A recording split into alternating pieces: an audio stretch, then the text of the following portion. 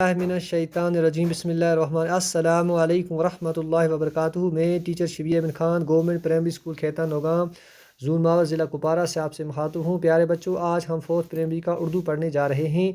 हमारा टॉपिक है मिट्टी का तेल। आप अपनी किताब का सफ़ा नंबर 37 निकालें।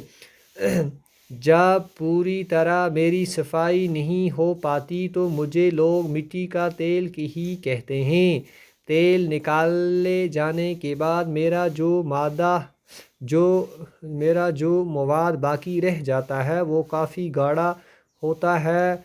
मेरी उस शक्ल को ग्रीस कहा जाता है। ग्रीस मशीनों के कुल पुर्जों को चिकना रखने के काम आता है। इसके बाद भी हवा मवाद बाकी रहता है, उससे तारकोल कहते हैं। आप जिन साफ़ सुथरी और पुख्ता सड़कों में पैदल चलते हैं या गाड़ियों में सफ़र करते हैं उन पर तारकोल बिछा होता है।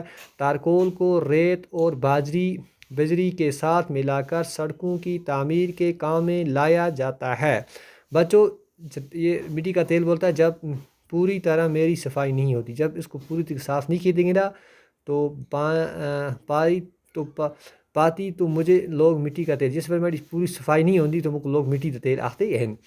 तेल निकालने के बाद मेरा जो मवाद बाकी रह जाए उस पर और बाकी सिस्टम रह गया वो काफ़ी गाढ़ा होता है, काफ़ी क्या होता है, घना होता है।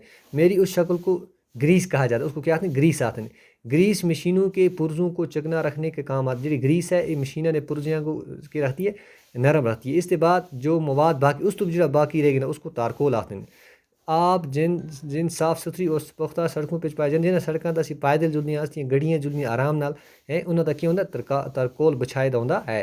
तारकोल को रेत और बजरी के साथ मिलाकर सड़कों की तामीर में काम लाया जाता है। जो तारकोल होता है बजरी और रेत नाल मिलाकर इसको सड़कों की तामीर वास्ते मॉडर्नाइजेशन वास्ते इस्तेमाल किया गया है।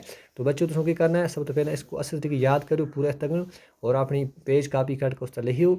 इंशाअल्लाह फिर असी जिस वक्त स्कूल खुलसो इंशाअल्लाह चेक कर समय। बाकी वस्सलाम वरहमतुल्लाहि वबरकातुहू।